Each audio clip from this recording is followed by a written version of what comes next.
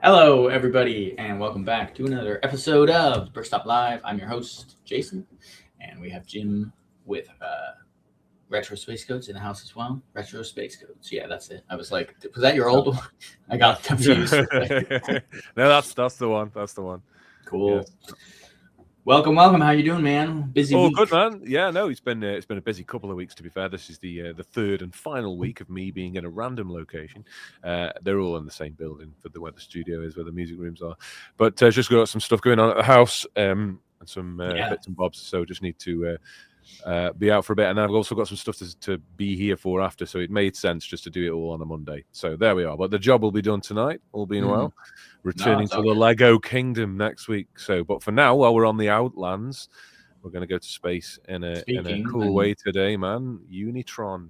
And speaking of the Outlands, Unitron. Yeah. Chris Jones jumping in, says hello, everyone. We got Aaron HB. We have Laura Martis jumping in. Hello. Crusader. Hey. And let's go. Black Falcon. My God. All right. So good to see you guys in the chat. Definitely, if you're lurking, drop a comment. Of course, we always say this, but, drop a like, follow, things. We got another 5-6 followers last week, so we're still slowly we're on the up. We just got to keep going on the up, even if it's just 1 or 2 a week. So welcome to the channel. Thank you for being here. We don't do a whole lot of housekeeping like that. We just usually jump into the subject, but yeah, I mean, it does help to watch the stream back or to share it, or if you haven't followed, just drop the follow. So definitely appreciate all that. So for sure. Yeah, man, Unitron is one of my all-time favorite themes, space factions ever. I mean, it's one of my favorites, and it's so good, bro.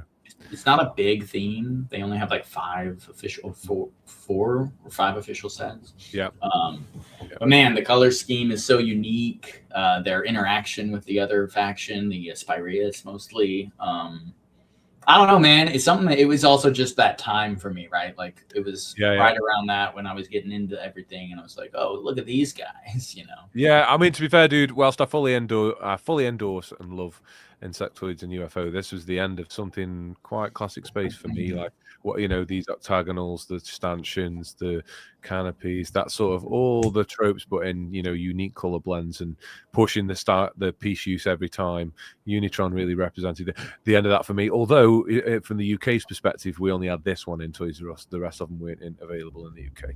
Really? Okay, I didn't realize that. Yeah, really hard to get Unitron in the UK. It was all Spireus. Wow. But unless you wanted the monorail in '95, was this? 4 for the monorail and 5 for all the rest, which is kind of interesting. So cool. The monorail must have done so well, they decided to add a whole faction under it, maybe. I mean, it stands up now, so that makes sense. It stands up now. It's a fantastic, absolutely fine. Well, we'll get into it, but what a piece of kit that is, and you've got it as well, so you can speak on that. But yeah, I love everything about Unitron. It's great to mock, and we'll get into some of those. I don't have any mocks, which is funny because I mean it is a fun color scheme to play with, but I know you have at least a few that we're going to drop in at the end. So yeah, sure. Laura Martis says Unitron review on May the 4th. Take that, Star Wars. Now that you mention it, we could have done a classic Star Wars talk today. I didn't even think about it. Didn't even connect in my brain. But subconsciously, though, yeah, you're right. Unitron is the one. I'm going to play into that a little bit too, because there's a couple of slides. I got a little clip from a Lego magazine that actually mentions Star Wars while talking about Unitron. Amazing. Before they had the license for Star Wars, so that actually works really well. Relevant. We're gonna, it's super relevant, and we're gonna take a look at that in a little bit. But amazing.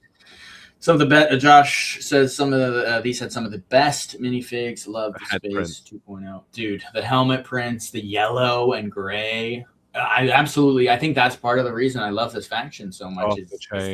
That's another one of them pieces. If I'm getting a basket from somewhere, I just type machine or whatever the keyword for that helmet thing is in Brick Owl or whatever. Just see if they've got one, because it's rounding those and the torsos up.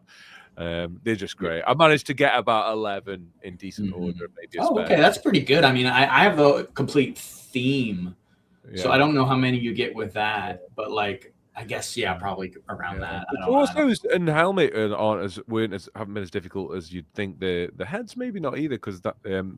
But it's those legs. A lot of them say it's Qui-Gon Jinn wears a yellow waist and some grey trousers, being as we're on the Star Wars tip. Sometimes when I'm looking for those, it's a Qui-Gon link. So in one of the early ones, he must have had those pants. But anyway, yeah, it's just the color scheme just fits together so nice. And that like the yellow's not actually in the vehicle builds; it's just in the minifigs. And yet, because you've got the transparent yellow with this, you still feel the tie, and it's well, beautiful. And I think if you wanted to take this to another level, like with a lot of what we do is we look at a theme and then we're like, what's the next wave that never happened, right? Yeah. And we'll build it out. And maybe, you know, with Unitron and mock building, you could integrate a little yellow into some of the builds as like, you know, Gen 2 Unitron. And I think that would actually work quite well. Of but course. keeping it just in the figs is nice too. They did a good job. Spacer's in the house. Spacer Nate says, hello, thanks for spicing up my Monday once again. Absolutely. You got it. Anytime. I'm sure there will be at least one particle ionizer. Yeah, you got a Unitron ionizer. I have got one, but it's not on the slides. Okay. It's in storage with all the other ionizers, and I never finished the back crate properly enough to present it. So sure, even still, that remains unseen. But I've got some good ones. Yeah. Right on. I'm looking forward to them. I've glanced over them on Instagram a few times, but I think there's one you haven't posted yet, which we're going to look at. Kind of a mock work in progress. So yeah, which is a rare thing from me. But yeah, I mean, look at this catalog page, man. And we had this catalog page. This was definitely in the one. This one is pulled from a European catalog, actually. Yeah. If you, I know this picture. You can see the writing on this down below is not English. Yeah. Laura Martis says, loved making a droid for Unitron that wasn't Major Tarkovsky. Yeah, you could print. Yep. I know he's working on some printing and custom minifigs. So that'd be cool to see. I think they included Tarkovsky in here because he's spying on Unitron. Yeah, he comes in the main base. Yeah, I wonder whether it was spying or whether it was just like they'd got one and reprogrammed it. Just reprogrammed, kind of like Rogue One. With the Imperial droid. Yeah, there we go. There's our Star Wars reference for May the 4th. Everybody. So we're going to thread that in. That's how we're going to do. That's how we're going to pay tribute. Like we're not going to do what you think. We're going to subvert your expectations. There you go. I've done it again. Ryan, whatever his name is, Ryan Johnson. Yeah, take that, Ryan Johnson, from some Lego guys. Who was the other guy? The famous guy, Ridley. Who was the other guy that did it? Oh. He does all the like Star Trek stuff. Yeah. What's his name? Come anyway. On. Yeah. that says it all. That says it all. So moving on. So this is So this is the weird one. This is the odd one out. We're just gonna forget about what we were just talking about because we don't even know enough about it. Who now, dude? Now it's in my head now. Anyway, Crater Critters was kind of included in a lot of lists for Unitron, and I wasn't sure why. This is a strange one. Yeah, especially because one is Spyrius coded, and then one looks like Unitron color. So I guess that's partially why, and it's the same era. So did they just one droid for each faction? It is those. It is a tribute to those. But here on this page, I found in this calling all aliens, possibilities. Down here on Starhawk 2, it says, forget the Enterprise, Voyager, and Millennium Falcon. Only the best star pilots in the galaxy can handle the Starhawk.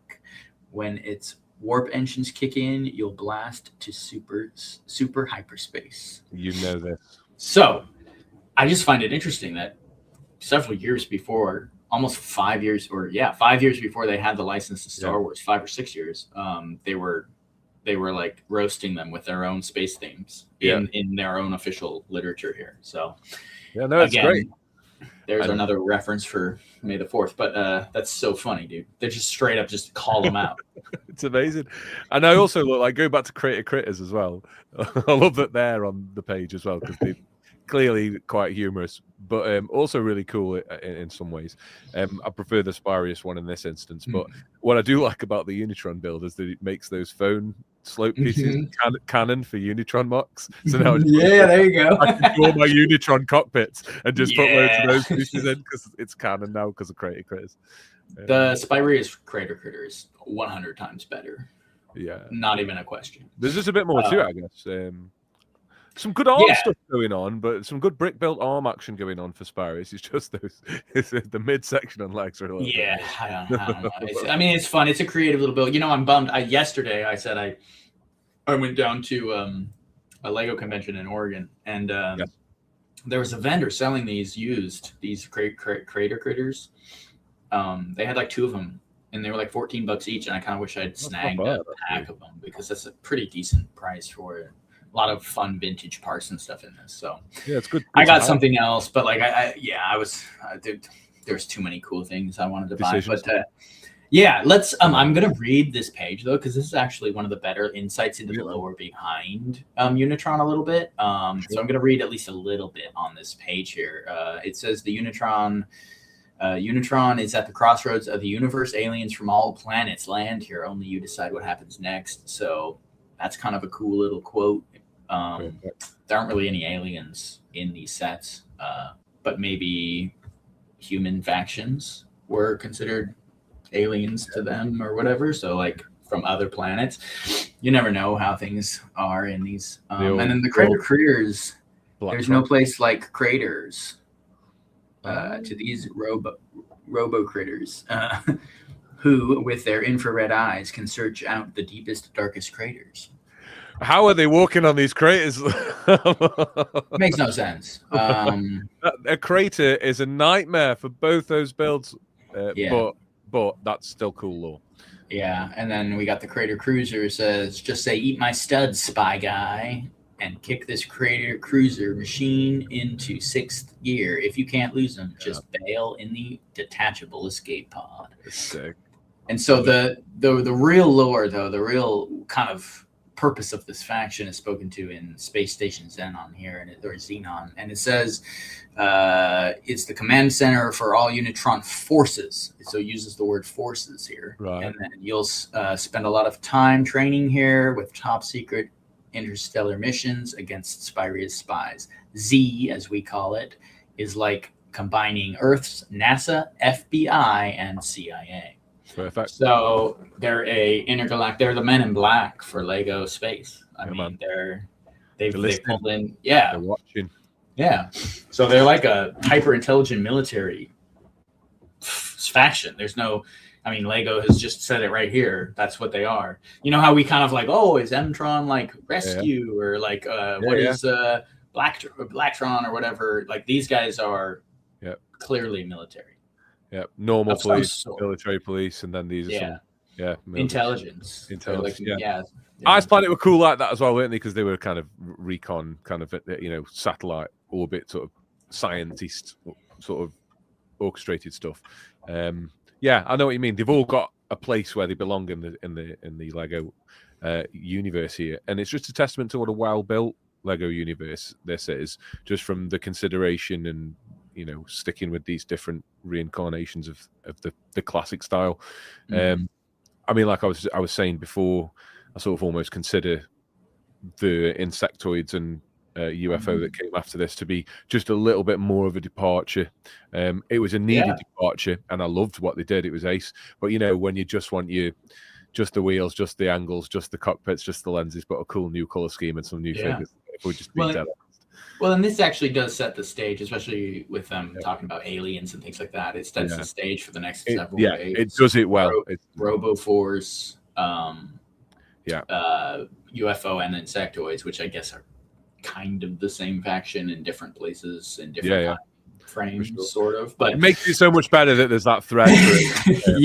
But that's what you get in the next several waves of spaces. These alien factions that really build out the other side of the world, because you've already got 150 200 Lego sets of space that are only including pretty much all humanoids. So calling all aliens in big right, they're telling you it's coming. It's coming down the pipe. I love it. I love that whole thing. Even the kind of in the Unitrons kind of alien-esque for a sort of military Earth-based. That's true. That is a fair point. Yeah, that's not Earth-based, like Earth originated. I presume these are like super efficient humans that are in space. Maybe they're not. Who knows? But considering the language and stuff. So, yeah, so the logo's almost got a little bit of a nod to the insectoids that are coming and stuff. It does, yeah. The logo's got definite like 90s sci-fi stuff going. Yeah, yeah. And none of this is critique. I love everything about Sparius. You know, I love it more. It's brilliant. So yeah, no, this is a great bit of lore, and nice to see them all together. In a slide. Josh, you want to read Josh's? Oh yeah, I wonder. The screen's massive today, so that's cool. I wonder if Sparius and Unitron were supposed to be one wave originally. That's interesting. Potentially, you would, I would think so. But well, I think they came out similar time frames, but Unitron is pretty clearly opposed to Spirius. As far as I can tell, there's a lot of literature and imagery. I mean, that kind of points to the Spirius guys tearing apart their base and really coming at them pretty hard. So Spirius apparently is the bad guys because they were stealing tech from everyone. I mean, I think they stole the Ice Planet tech. Yeah, I mean they're savagely collapsing those rails down there with the train in transit, I think. So so they're definitely up to no good. Josh, were they smugglers? Not these guys. I mean, Spirius was closer to maybe smuggling things. They were doing more sketchy stuff, spies and smuggler type stuff. Spirius is more intergalactic law enforcement almost. They're almost like a subbing in for space police right now, but almost more of an independent faction. It likes, Spirius are a bit a bit sort of. I always thought they were sort of. Bit more sort of a spy kind of mavericks or something, but I don't know. You could, the good beauty of all these well planned out factions is you can easily sort of print your own sort of thing onto it and get going. You know, we don't have to be too strict on it, but if we must know the law, I think it's just the whole Spirius thing. They're kind of like Blacktron again, but maybe from a different place on Earth originally. Although they're kind of alien, aren't they, Spirius? They're kind of a bit different. They've got kind of tech integrated with them and stuff. It's like a little bit, yeah. They actually lean into that. They got the saucer ship too, so that's a couple of saucers. Because the printed face concept has been sort of steadily getting better, and from now and the bit before it with Space Police 2 and stuff, and actually getting more stuff on the face than maybe something with a bit of a shiny silver finish on there as well, dual colors and stuff. So you really got to see that whole thing evolve in real time. Because I remember being really impressed with the clear helmet when I first saw Major Kartovsky. I was like, whoa. Yeah, the clear helmet is one of my favorites. It's the clear helmet and that yellow printed one are up there at the top. It's one of my top favorites. I make a Spirius droid a Unitron droid out of it by using the Unitron torso as it is, but instead of using the machine helmet, I use that clear one, and then I put the head. I think it's a UFO guy. What it is underneath these. It's like blue and metallic stuff. So just shove that in because it's blue. It kind of ties in with the Unitron thing quite well. Nice. I'll show that another time. But yeah, it's a beautifully. I think this is really well done. I would have liked more from each side. Obviously, that kind of thing like we talked about in the Armada. We get in a really nice set sub theme, two factions to go against each other, but there's not loads. Yeah, but there's not. You know, it's for what they've done. You know, you've got Starhawk 2, you've got the Spirius Saucer one. You know, there's an equivalent on both sides. Totally, it's decent. You know, it's just you want more, don't you? They both have bases. I mean, Unitron is a really base heavy faction for a small faction, whereas like Spirius just has the one. But they got these mobile robots that roll around all over the place, kind of act as headquarters and stuff like that. Yeah, for sure. Real quick, Lorem says build a tease some more lost Lego ethos. Yeah, 100%. And then we're gonna jump in real quick before he has to leave. This is Mocs says, I got to deal with dumb work stuff right now, but I just wanted to jump in and say I love that you guys are covering Unitron. I can't wait to watch it later. Happy May the 4th, Unitron Day, and cheers. Cheers, Mocs. Nice one, dude. Thanks for jumping in real quick. Definitely give us a watch back if you want. Yeah, for sure. But no, you're right. They are very base heavy, and it's cool that they managed to get the monorail and another base set as well, which is quite a considerable base. It was 32 by 32, not 16 by 32. So yeah, you're right. Base heavy on the Unitron side, and Starhawk too. There it is. One of the best Lego spaceships ever designed. Crater Cruiser is a good name. Thank you for pointing that out. I love that. And then Spirius did nothing wrong, says Black Falcon. Well, it just depends on your perspective.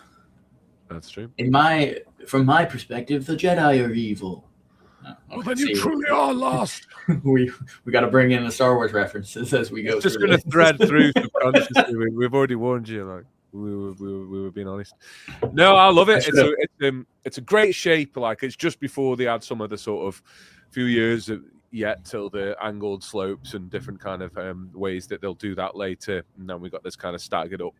But I kind of think it plays well into this ship for some reason. He's got like a kind of an eagle feather aesthetic or something like it's a beautiful shape. And I don't think we've yet had anything that's full wings out forward in front of the cockpit on a low profile, like with a snow speeder silhouette like that before in classic Lego space. So like they scooped up one more cool archetype shape before they ducked out and went really at UFO-y, which is great. Lego systems. The Starhawk 2 really is a nice decoration on the end of a great few years of run.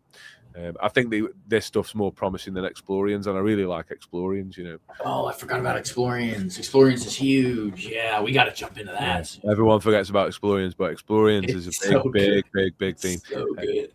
Yeah. I love Explorians. Oh, dude. But then there's, like, again, and I don't bring them up for no reason. Like, we've got a nice color scheme established in itself, and it doesn't deviate too much from this with Explorians. It's almost like these are like the special agents, sort of another faction of the same kind of, Explorians explore, these do the military stuff.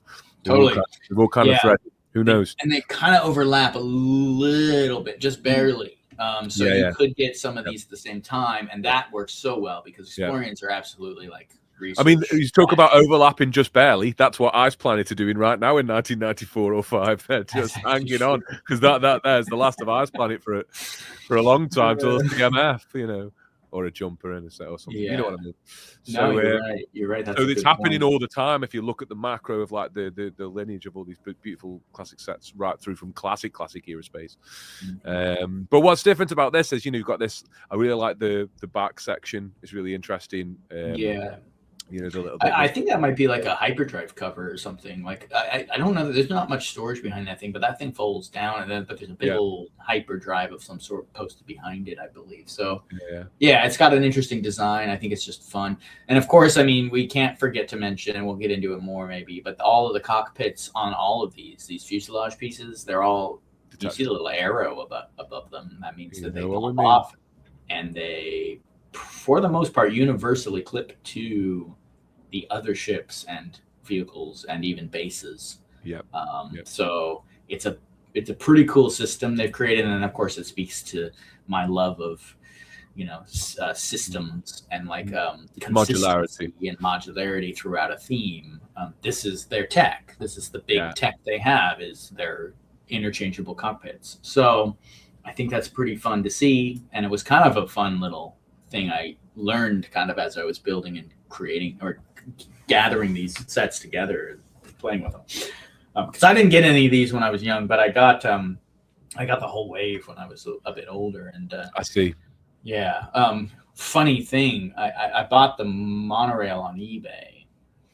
I think it came with the box used for about like $350. Dude. Yeah, in like 2017 or 16. And it came with the rest of the Unitron theme thrown in the box and 2 of these space packs of minifigs. No way. Yeah, yes way. Because I was like, what is the Ice Planet doing in here?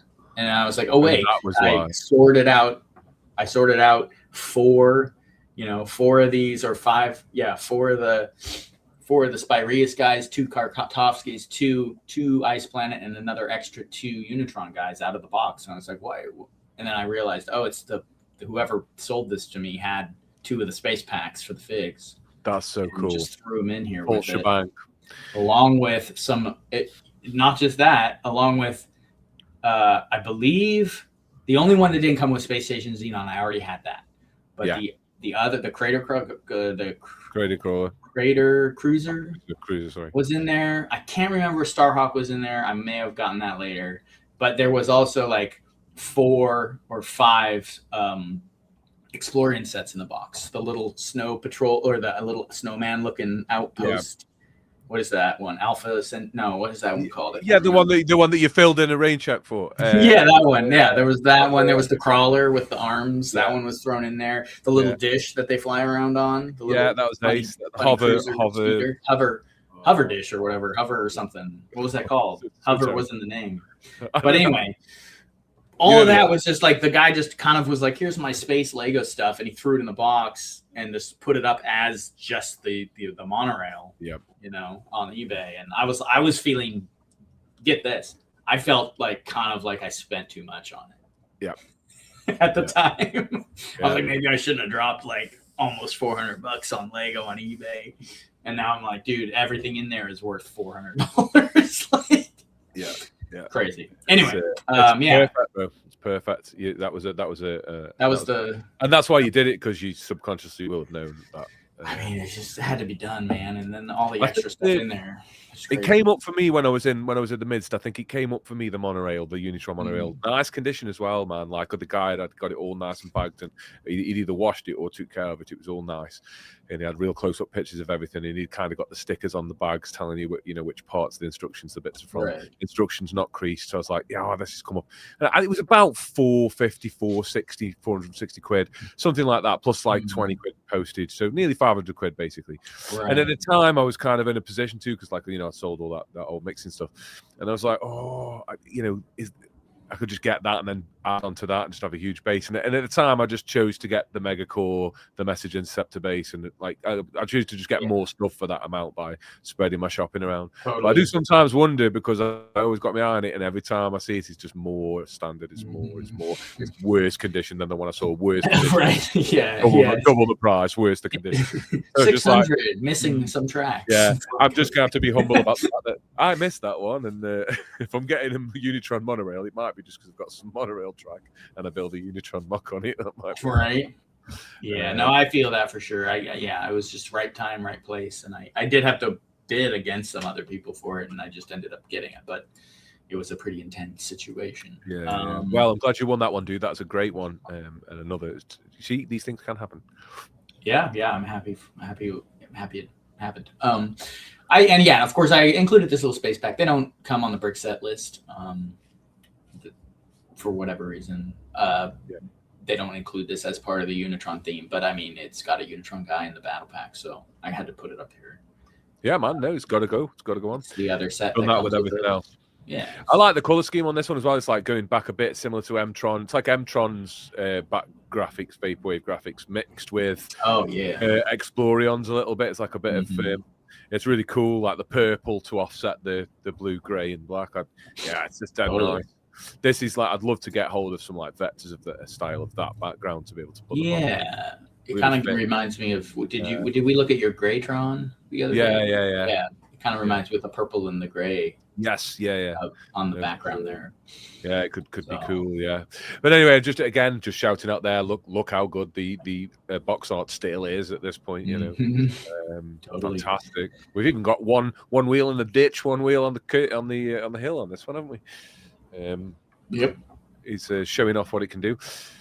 What so you've got this one then? This was in the magic. Yeah, this was in the magic box. Cool. Yeah, and again, fully modular with that top section, I guess. So will that one go into the Starhawk and vice versa? I'm not sure about this one particularly, because it's got this dish on the back. I don't know if that nests on Starhawk the way it should. I don't think it does. But this one, and then I think the one from the base.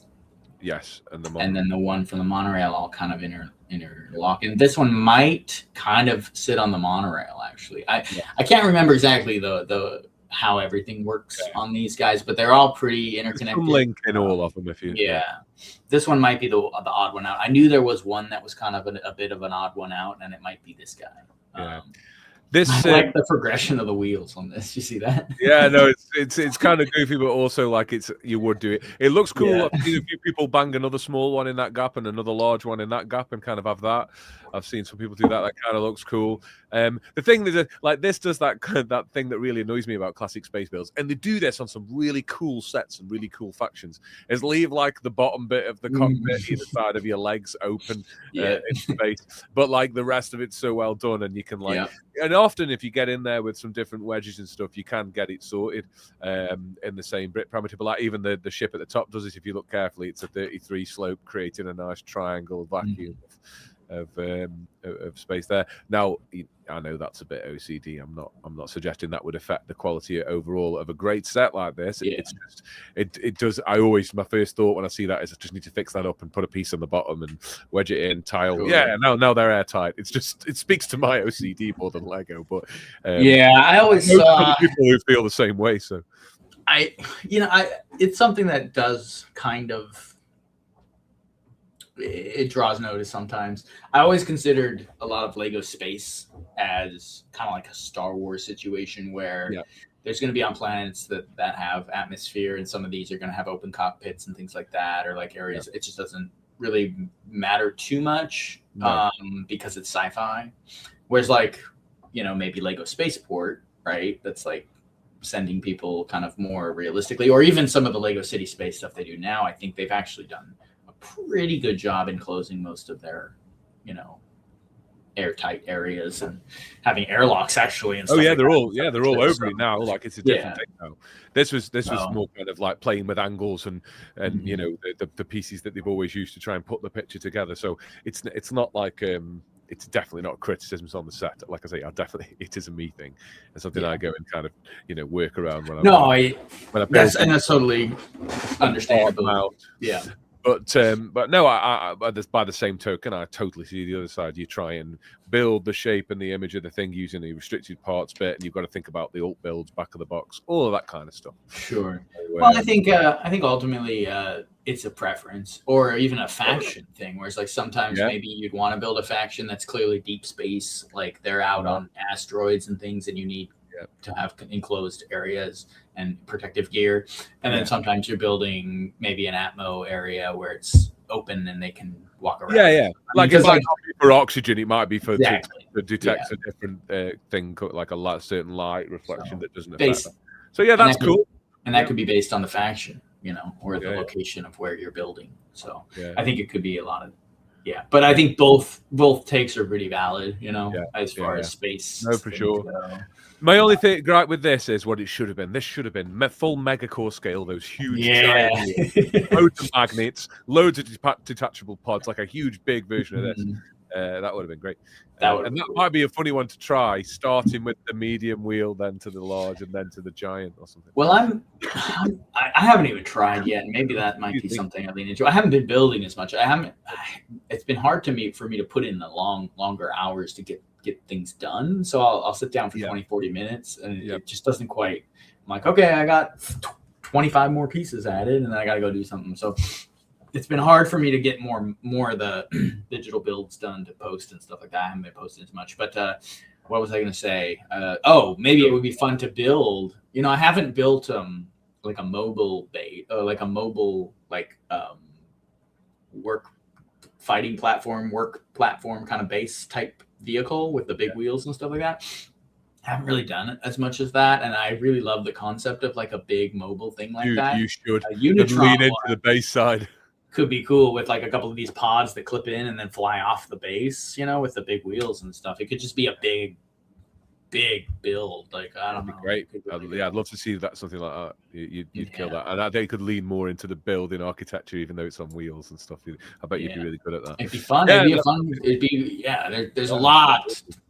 Still so much to do, dude. I've got so many mocks I want to do. I looked at the room this morning when I left the house. I was like, dude, I want to do the potty from here, really. But so last week down here, and then next week back to the studio. Maybe summer's coming. The mock time will return. Dude, it's already getting hot here, dude. Yeah, man. Just a bit of a like 80. Well. It was 82 or something yesterday. Oh, wowzers. It's 70 or like 74. I think it's like as hot as I care for, and then I'm done. I'm out. Yeah. So from here right out, you'll have the fan on, presumably. Mm-hmm. You know, I got to set up the window ACs and stuff. Here in Washington State, most of the homes that weren't built for like, I don't know, not until recently did they build internal air conditioning because for whatever reason, they just have ceiling fans or none at all. Yeah. And now things are like way hotter. It never really got super hot up here. Now things get a little hotter in the summertime, so everybody's cooked. Yeah. So in Washington State, everybody has those window ACs that they set in the windows, the big units that blow in cold air. All right, let me pull in a couple of comments and we'll jump to the next slide here. We've got K2 Films jumped in. May the 4th. Happy Unitron Day, we're calling it. He's only got the Starhawk. I mean, that's a good one to have if you're gonna have one. Right, yeah, it's classic. No. Does this have suspension of any? So you don't get that. No suspension. The brick, isn't there, that on the Blattron one that gives it a bit of bounce? Yeah, I'm pretty sure there's nothing in here that's. Use it. It's pretty rigid. You get suspension in insectoids later though. Yeah. I haven't seen Slugger's video on this. I don't think. Maybe. I don't think so. I think. Yeah. That's good. I do recall him actually having some quite interesting, like non-conventional takes on some of this. He was convinced that it wasn't a military unit when that was his whole thing. He said he opened it with the it's a bit controversial, but I am not convinced and see no evidence of this being militaristic at all. And actually went on to put a really compelling case forward. So yeah, it's a good watch. Let me direct Slugger to slide 3, where it says Unitron forces. And says they are FBI, CIA, and NASA combined, and that's official.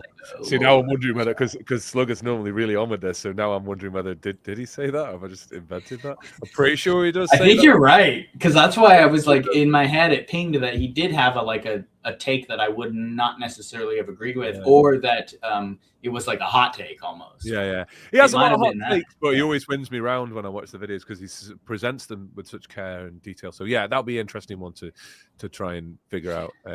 I'll go back. No, I mean, you know, we love Slugger. These are the kind of things that always throw kind of the entire vibe of something off that you might have the preconception of something, where you read something from Lego's lore and then it's inconsistent and never comes up again ever from Lego, and so you're like, okay, well they mentioned one time in 1994 or 1995 that they referenced them as Unitron forces, and then had like some descriptions of more like military intelligence agencies and things like that surrounding them, and then you never hear about it again and nobody ever brings it up, and it's like this one random page out of a catalog somewhere. So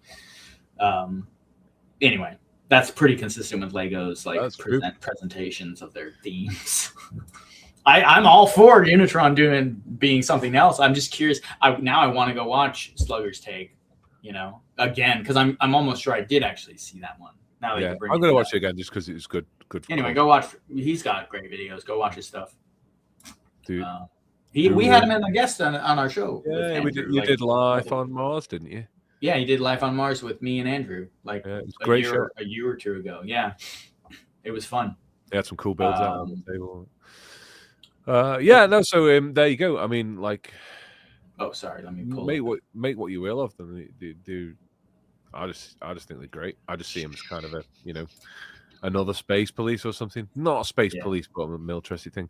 But let's get into these alt builds because I really love some of these. Yeah, let's talk about the alt builds. There's a bunch of comments too. I wanted to try. Octavia's in the house. You arrived again, my friend. Welcome. We don't have humidity though, says Laura. I'm jumping back to the heat comment. We were talking about the weather up here. That is actually true. We get a few humid days, but it's dry heat up here. Yeah. So I don't know if that's better or worse. I think it's better for the most part. Essentially. Let's see. There was a couple other. I feel like Lego Space. What is this? Josh says, I feel like Lego Space more based off novels and Pulp Fiction. Oh, actually, I don't think they ever gave it too much thought. I always think this, Josh. Whenever we're going really in depth, I always just think in the back of my mind, Lego didn't think about this as They deeply as you think didn't. they did. They were just like, that looks a bit like that. Yeah, let's go. What about Unitron? Sounds great. Go. And I think, but I agree and don't at the same time. Like, because I think they do up to a point.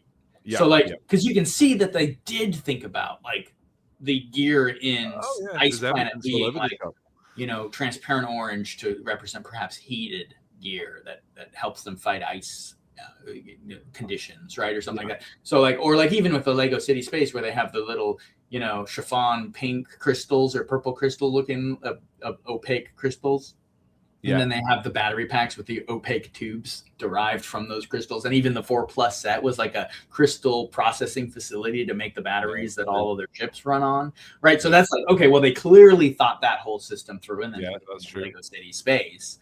But then they stop at some point, maybe with the title of it or what the function of it is as a whole, they stop thinking and they're just like, it's good. At what point do they just they have to just let it go and be like, here's the theme, have fun, leave some to the imagination, and here we go. So and there is always that sort of overarching thing, isn't it? I think we might have just lost Jason. He might have jumped out. That's okay. We will.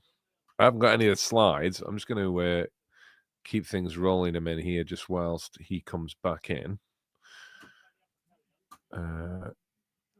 I'll tell you what.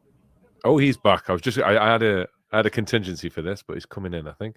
He's trying to get in. Here he is. Hey.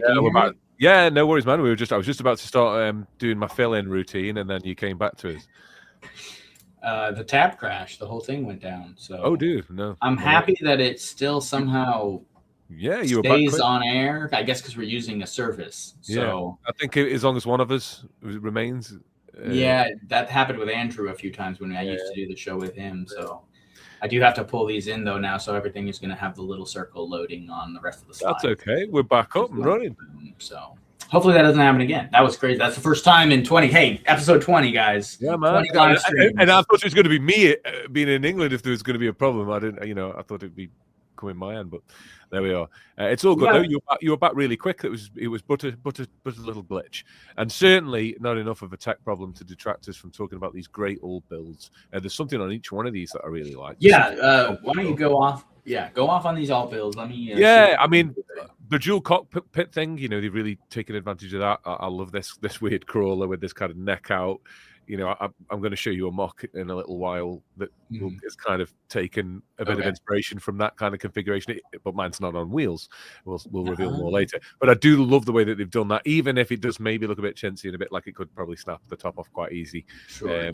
But it's just I always look at these with a pinch of salt to give you an impression. Oh, yeah. Some of them are built exactly right. And I love this little buggy here, like bringing that wheel idea, the small wheel, big wheel, but bringing it right close together, really compressing that sort of general concept. And then as this theme with this outline plate wedge like they have on the Starhawk 2, now we've got it on this tiny buggy above with this huge radar, almost too big for the chassis, but of course you've got the big wheel, you can pull it off. So I'm going to have to build one of those, I think, for my Unitron base. Yeah, that's fantastic. I mean, the oversized radar blaster thing on top just makes it look like it leans more into the militaristic. Oh, dude. And I can see that being like the first cab, and then a middle one with just the big wheels, and then another middle one, and then a last one with a big, and then a last small one just to slope down that way and have some hinge points, something long like that. That could really be a cool roverish snake. And so it's good on its own, or it could be the beginning of something. It's a good idea, set her off. I don't know, inspiring piece.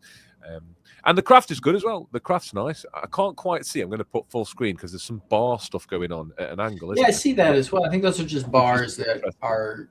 Oh, it is. Yeah, it's just a bar. But it's a good use because it makes it feel like almost a structural like bar that clips together. Yeah, no, I like that. I really like that. An industrial feel of that. Honestly, that's one of the cleanest little alt build ships I've seen flying above that thing. This whole panel is really nice. Yeah, I really like that. I'm looking more at that big wheel, small wheel combo tucked right up next to that. I think that just gives it a really sci-fi 90s like TV show kind of vehicle vibe. Oh, totally. Yeah. So good. And I want to point out the one over there with the neck and the thing, the little dinosaur looking one. I think that's just a nice little nod to RoboForce coming. Yeah, it's Like even to the stripes, dude. The stripes, yeah, though. this is just Really is. It really is.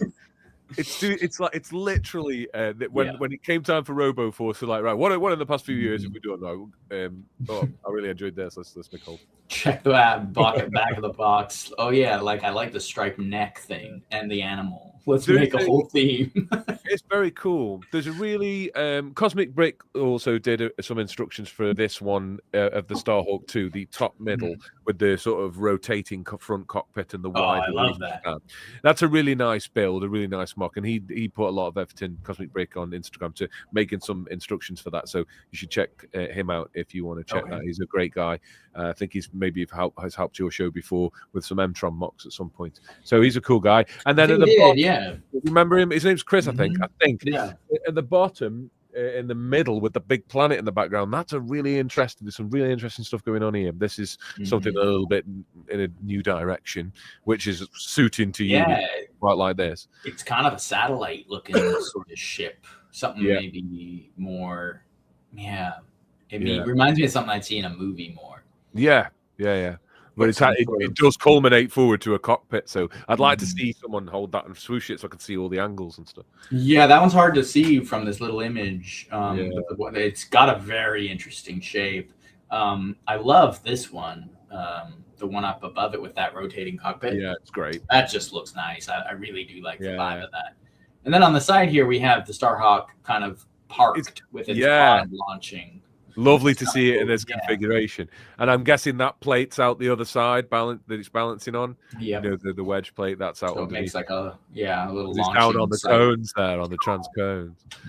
And the minifig's got a cool hose setup as well. I don't know if I always like that. Yeah, and I think they show that a little more in a couple of course, now all my images are gone. I need to pull them back out of the file. So but you can see it quite well on the. Is this one? Side. Is it this one that has that too? I don't see it here. It was Starhawk. It was a Starhawk 2. Okay. No, you can still see him there on that other. Just down all right. Well, let me pull in the next thing we're going to look at. Yeah, and we don't talk about the literal Starhawk build.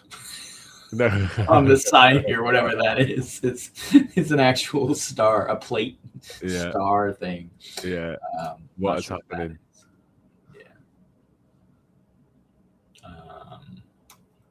Here we go. So here's the space station Xenon or Xenon. I always said Xenon, but it's probably Xenon. I think I felt like I've heard it in a commercial called Xenon, but Xenon. It's a cool name. Yeah, no, it's ace. It's really, again, I like. Was it last week in Western where we were saying there was a couple of base plate builds, bases that were used the blank space of the base plate quite well, and this is the thing that's leading on well from that. It's not massively dissimilar to some of those Western compositions, even though it is Unitron. True. I think they did it really well here. I love like the blue 75 slopes. I love blue being like a structural mechanical color, like I really think it's interesting the little cart here with the use of the lenses, so it's not used to cover it. It's kind of like an energetic kind of chassis or whatever. That's really interesting.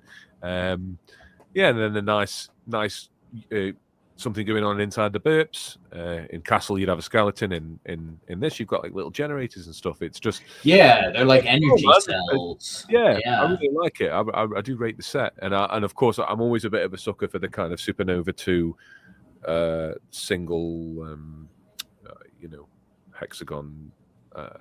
The big dome on this radar at the front, not the big dome. Oh, that one, the little one, the strip one that from Black Patron 2 style, just kind of that kind of almost like a bit Prometheus with the engineer sitting in his cannon.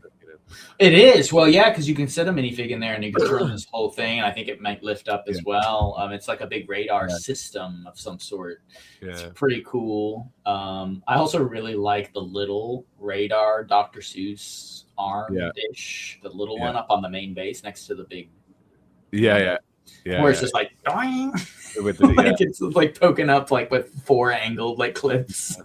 Just it's like cool. I love that cartoonish element to it. It just adds so much to the whole overall. It makes them special. And actually, Spyrius did a lot of those hinge points, didn't they, on their claw grabbers and stuff? So on some of their robots, which was this sort of time. So it's nice to see him going full in with those hinge bars. Yeah, the hinge bars. I love those pieces. Definitely. There's a lot of comments. Sorry, I missed some of these. We can't get to everything, but I appreciate you guys chatting. I love a little look. Yeah, Lorms says as far as the lore goes, they purposely left gaps because they were nurturing creativity, unlike Star Wars, where everything has to be accurate or the fans go nuts. I agree. Mostly, I would say the only time that it's not nurturing creativity and just being annoying is when they're inconsistent with the lore. Which does happen a few times in like Castle and names and sets and things like that. And then it's just like, I thought they were this, and now it says this, or they retro fit some of the lore like they did with the Lion Knight's Castle, where they're bringing in things that were just like, wait, what? But overall, you're right. Yeah, they would build up a story. That was what it was when it said, you decide, right? In all the magazines, it's like they set up a sentence. It's like the aliens, crossroads or whatever. You decide what happens next, right? So I totally agree with that. And then as far as the Star Wars stuff, I mean, the original Star Wars stuff, the 1999 release and up through a couple more years after that, they were much less accurate to the movies because it was Lego's interpretation of what you saw in the movies. So it was fun to see it like sifted through that lens. And now it's a 1-to-1 almost exact. Which I don't find interesting at all to me personally. I mean, it's fun to kind of see stuff that is done well, but like back in the day, this is what Star Wars looks like through the lens of Lego. As opposed to this is what Star Wars looks like built out of thousands of new pieces to make it look exactly like what it looks like in the movie. I was like, I don't care then. Like, you could go buy a G.I. Joe or something else that's just not Lego. Like I don't know. That's kind of a random rant. Now that we're on Star Wars, it's May the 4th, right? Like we're gonna go for it. But totally understand. Also, I think I can't remember the guy, but there's one guy on YouTube kicking out amazing Shadows of the Empire era AI. Oh yeah. As much as I hate AI, this one guy. You know, there's another guy though. Hang on. Well, I've enjoyed him more than anything Disney for a while. To be fair, to counter that AI slop, although sometimes it's fun to watch.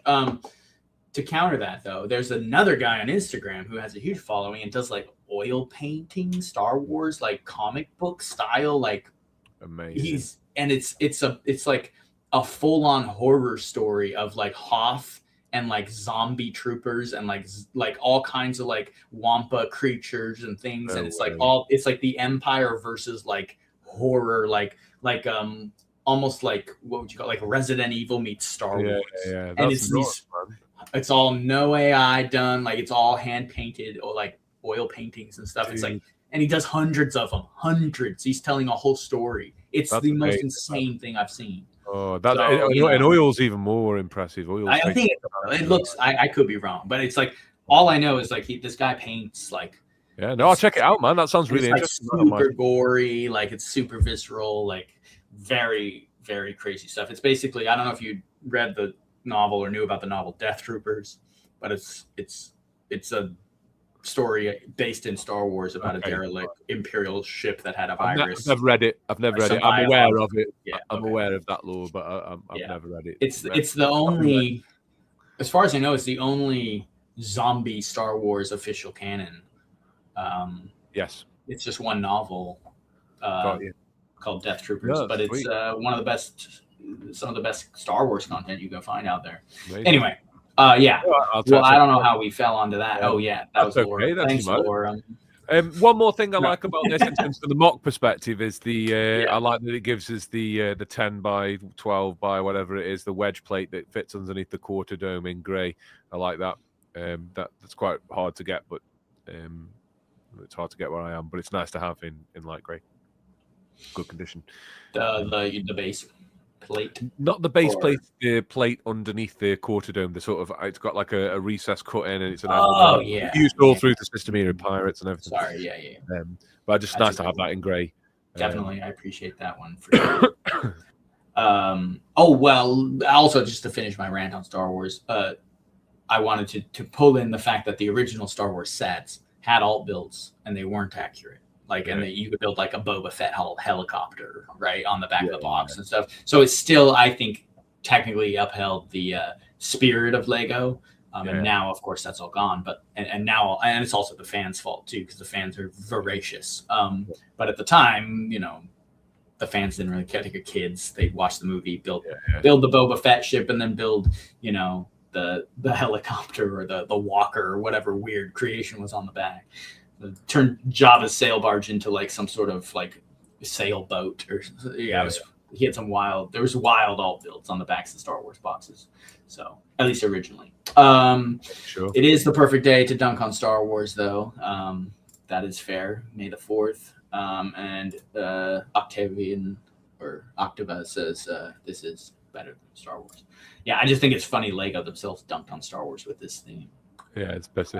It was super funny. If you go back and watch the beginning, we read the little blurb about them saying the Starhawk was better than the Millennium Falcon. Funny. Official Lego canon. Yeah, they were taking shots, man. They're having a jibe. Yes, very interesting. So here's the alt builds for this one. We're going to pull the alt builds up for this. Sweet. We still have to get to your stuff. So let's take a look at the monorail in a second. There's some cool stuff here. Yeah, but there is. It is honestly, the top two are really nice. Bottom one's a little fun, key looking. Yeah, the one on the right, top right corner is wonderful. I like the using the strip lights for the base there as well, and the kind of vertical cockpit configuration is nice. Yeah, that's almost like if you got two, you could incorporate some of this stuff, get some pretty cool looking stuff. This one at the bottom, the funky one, it's got a lot of very classic space nods in it. It feels like a really retro classic space set in some ways. Yeah, I don't dislike anything. Tell you what is nice. I know we always pick like the little vehicles and stuff when we look at these old build bases, but you see the little one with like the radar front. There's a little bit of a sort of Explorians pre-seeded thing. My eye was drawn directly to that. It's just like a really unique sort of vibe. Yeah. All the vehicles seem quite nice in this. Actually, they're all kind of, even this really low one on this base that we like at the top. There's one there in front of the one we've just mentioned that doesn't have a back wheel. I think it's got a booster engine doing it as like a scooter sort of. Yeah. And they've used the blue 75 slopes as just a kind of bit of wild blue rock on that one by the look. I was going to point that out too. I like that. Just like a little bit of like maybe a deposit of some sort of different colored rock out in front here. I like that. I actually like this shape. It reminds me of a Lego castle a little bit. Yeah, it's got like that nice little Lego castle outline or silhouette. Yeah, no, it has like a tower and it's it's cool. I also really like the one on the top right, like you were saying. I like how they placed the blue. Is that like a little helicopter screen or something? What did they use there in the middle? Or is it? Or no, those are the two of those strips off the buggy from. I don't. Yeah, I like the use of that between the two burps there. Yeah. It's nice. That reminds me of the base I made on here for Aquazone a few weeks ago. It's not too dissimilar. I used two of them to do that. Or it might have been a helicopter piece, but I think I had those somewhere else. Anyway, they're all, it's just this idea of composing on those base plates, base-wise, if you stick to the rim and then leave the front open, you have to have some success. You can afford to put something on the far side, but they look good. They look good. The craft, it would be nice to see the craft on the bottom funky one, where he's sort of got the cockpit up and he's getting in and it's got a nice little hinged aerial. It'd be nice to see that closed up and in action. I'm going to have to get on back of the box builds and build a few of these stuff because I've got the part right in front of me most days. I could just pick something like this up and just... I need to do it. I like some of these little vehicles. I think the star of the show is that radar dish one. Yeah, for sure. I really like that one. I like how far forward he is and leaning down and kind of, it really suits. Again, that canopy from Supernova 2, I just love that style. Oh, and look, this console here that he's sitting in front of with the little, they use it like a turntable and that weird little bar piece to connect the other piece. That is all behind the blue screen in the top build above it. Yes. It shows you how to build it because you can't really see it through the blue screen. Yeah. That's awesome. Also, look at this. On the one below, the console inside the blue screen is built on its side. Yeah. For the little. That's a cool part of usage, huh? Very cool. Very fun. And then you just got the guys on display down here, just like how cool they are in the corner of the box. You've done that Space Police 2 base, haven't you? That on the side with that piece. I'm sure you've got a rover that carries some police cells on your Space Police 2 base that looks a bit like that. With those sideways configuration. But yeah, you're right. It's very cool. Works really well for bases and base vehicles. And yeah. And then, I see what you mean. The turntable for the angled cockpit on the little snap at the side. Mm-hmm. Yeah. So that's exactly what's inside the... I love it. Yeah, I see. Yeah, they're sitting up inside there. Yeah. I was thinking that you were talking about this in this bottom left, this tower with these... Oh, no. I apologize. I missed No, sorry. The one right above the little 3D. I see now everything you just said makes way more sense in the context of that picture. Sometimes it's hard to translate what I'm talking about, No, it makes perfect sense. I was just looking at the wrong picture. It was totally my bad. But no, everything you said is, I need to start putting some of that corner action in, because you do wonder sometimes when you put one of those quarter domes in how to follow that action with your consoles and stuff. And this is a great way to do it. Great way to do it. Because it needs to be like the Enterprise bridge behind there, and that is kind of all your consoles and all you guys up front. Yeah. No, I love it. I always love those, and recreating stuff like that in vintage bricks and stuff is so fun. Also, I realized here, and maybe I already knew this subconsciously, but for some reason I thought the little sloped screen with the robot on it, the little robot, was just a Spireus exclusive. Me computer, too. But here it is. So yeah, I was wrong about that. They used a 2x2 panel as well. Unitron do. Arn HB. We're going to talk more about Star Wars. We're going to do a whole Star Wars episode at some point. Oh yeah, that's coming. Maybe even 3 or 4. We'll probably talk about Star Wars up until they switch to the fleshies, and then we'll probably move on from that. But I'm a fan of, honestly, Star Wars and Harry Potter. We'll probably jump into both of those themes at some point and talk up through the yellow head era. Yeah, for sure. Yeah, if it's yellow head, I'm down. It's a cool combination for sure. Good colors. Let's get the monorail on then. I know, dude. Oh, wasn't it? Because we've looked at some really cool prototype stuff. I mean, like black and trans neon orange. That's cool. That's true. But yeah, the monorail, man. This thing's got some action. We all love the future on monorail.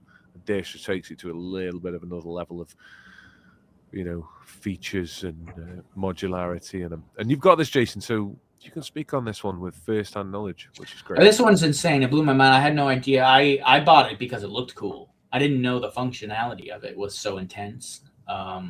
It's got 2 switch tracks that allow the train to go different directions. All of the functions, the elegance of the motor, the gears, all of it makes it works perfectly.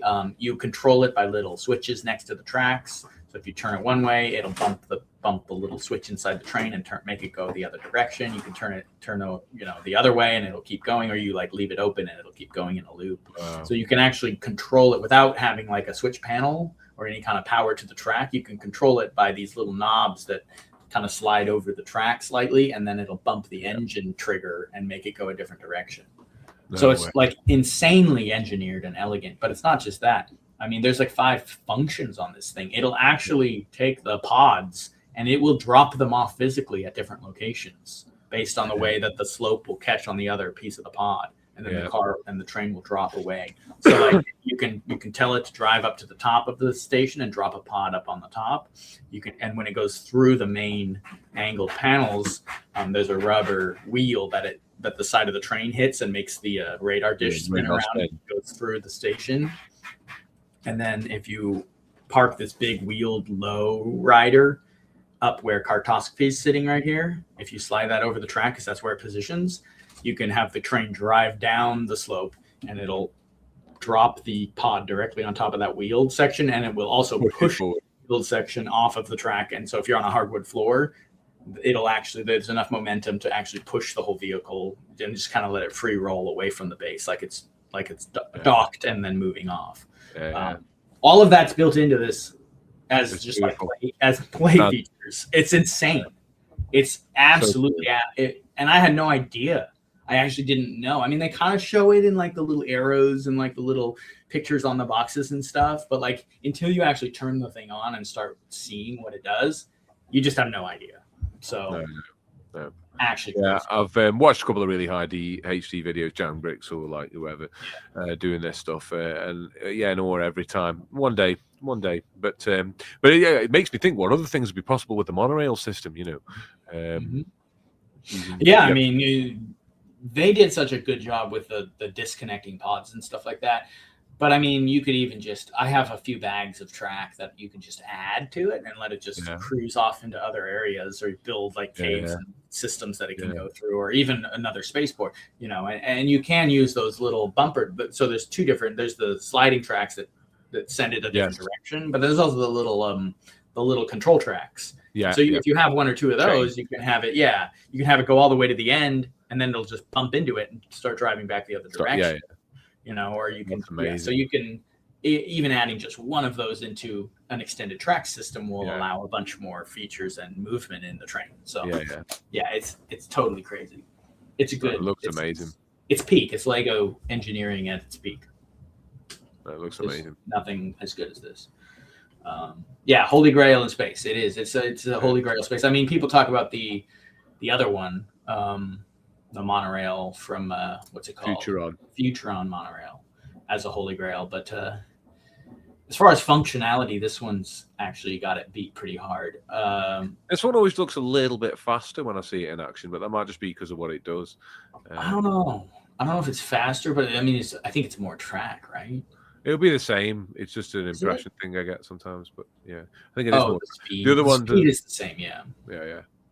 It's definitely got more function though. That one just gets around.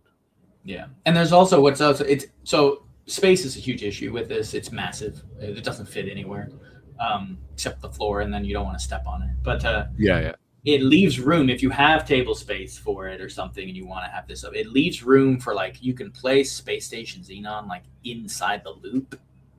Right. Nice.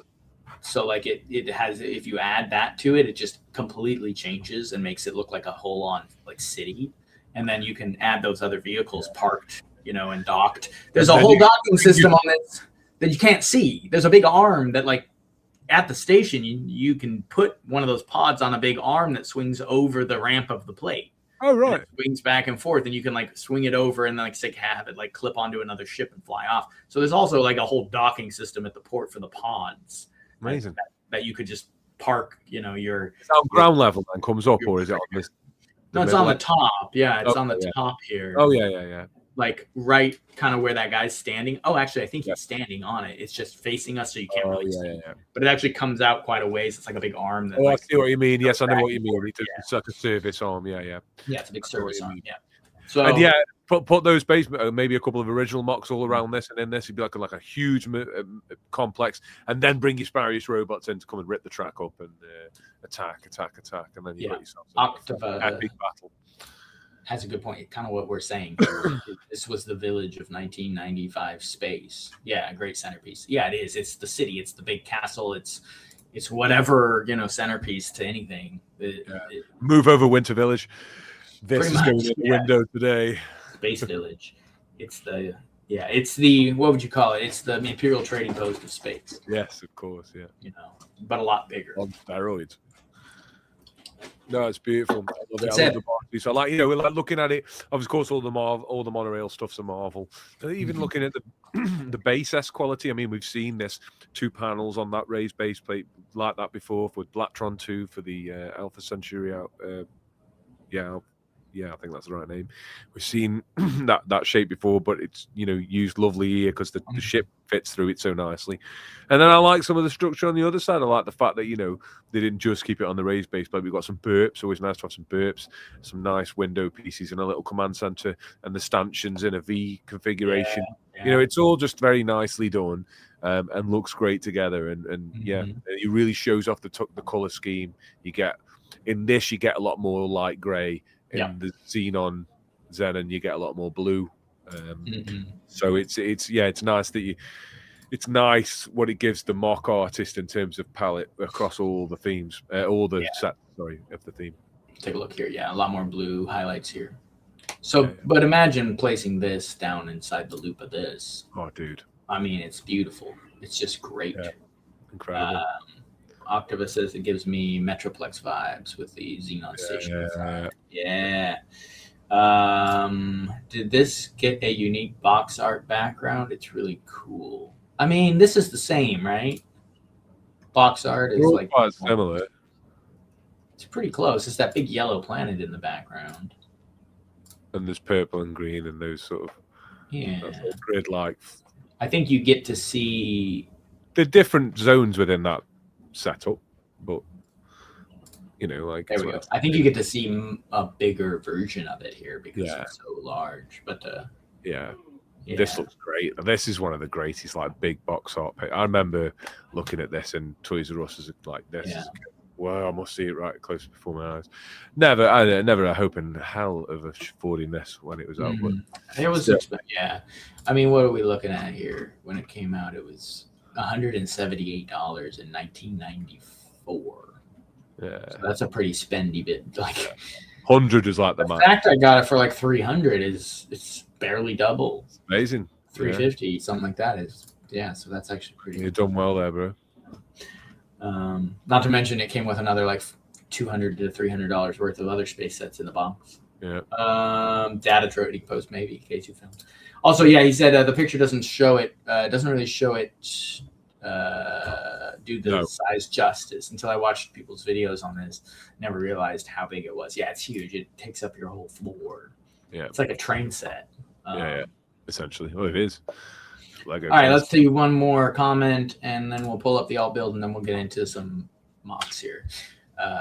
One can only hope Lego gives the monorail another go one day. This would be so great around a cyberpunk space city like Ninjago, but themed after these awesome old space sets. Could be, I mean, they're doing a lot of roller coasters and stuff right now, and they were never going to bring back this track, so they'd have to do it on their new track system, but it could be done well. Yeah, that's true. And now I will pull in the alt builds. These were a little tricky to see, a little faded looking, but this is kind of what we have for alt builds. It's really, I mean, it's hard to kind of do an alt build for something this massive. Mm-hmm. But you can kind of see they did pull it off pretty well. It's just hard to kind of tell what's going on because they're so large, I think my favorite is probably upper right. Yeah, that's nice with those different angles opposing. That's and the nice junction. And it's just a big junction area, so I think that just looks really cool. I like this crazy rover on the top. And the big tower and everything. It's kind of wacky. The one on the bottom right is actually decent looking too. Yes. It looks like they use a piece of track as part of a vehicle out in front. There's something going on there. You see that? It's kind of hard to tell. These pictures are a little old looking. I'd have to. It's like the slope, like a. I wonder whether it like docks in and. Like they could like dock. And then well, they don't really connect that way, so it wouldn't. No, really work so they wouldn't do that. But... They just literally use it for an aesthetic. Yeah, that's pretty funny. Hey, it's kind of fun. Well, hang on a minute. Up here it does say, look. It looks like it's a function. There's two other little screens above it, or two little other images above it, and it shows it kind of like docking. So maybe it is like a way to get the little vehicle up onto the tracks. It's kind of someone's going to have to do like a really good YouTube video and get this out and actually find the instructions for these alt builds and see what that's all about. I also like the fact that there's a dual cockpit monorail on the one you like above these two pictures we've just spoken about on the top. It's police 2 thing, but on a monorail, which is nice to see. That's cool. Excuse me. I like that. Yeah. I do like the build on the bottom here with almost the two cascading large pieces. One goes up to the track level and one goes up above the track level. Yeah, it's kind of cool too down below. I still think the base design on the plate is the best on this upper right one though, like we were talking about. So it is. Yeah, absolute garbage says the top feels so right. Yeah, I think it is. I think that one's the one. It does. It's even got the little laser barrier. What's this? Octopus is the verse plate with the 2 canopies. Bottom right is great. The tracks with the wheels on them. It is them expanding it. Oh yeah. Yeah, this one's good too. The bottom right, I think the bottom right and the top right are nice ones. And I think now that we see those smaller images of the track like connecting into it and stuff, it's kind of a fun concept. They're all about those. It leans into the original play features of the original build, with just the cool ways things connect and stuff like that. So it's cool that you even get alt builds on something like a monorail. It's nice. Good that they did that. Let's pull in K2 and then we'll talk into your mocs. My headcanon about Unitron is they're the capital of the United Galaxies. A hub for all aliens is how Unitron is described. Yes, and we read that earlier today. I pulled the slide off, but it is, it's a kind of a meeting place for all kinds of different groups of people. They are described as forces, Unitron forces, which is interesting. But other than that, a capital city would need forces to guard it and stuff. Yeah, for sure. I like it, man. Unitron's good stuff. All right, so those are the official sets. Let's pull in. Amazing. Do you have any order you want to do these in? I'll tell you what. I'll save the outpost thing till the end because that's the one that's not really there yet. But let's go with the flagship. I'll tell you what. Let's go with the Walker, if that's okay. 0529. Let's go with the Walker. Here we go. Here's a little, just some Unitron designs that I was working on in studio. I've been working a lot on little space builds like this in real brick, and found myself away from.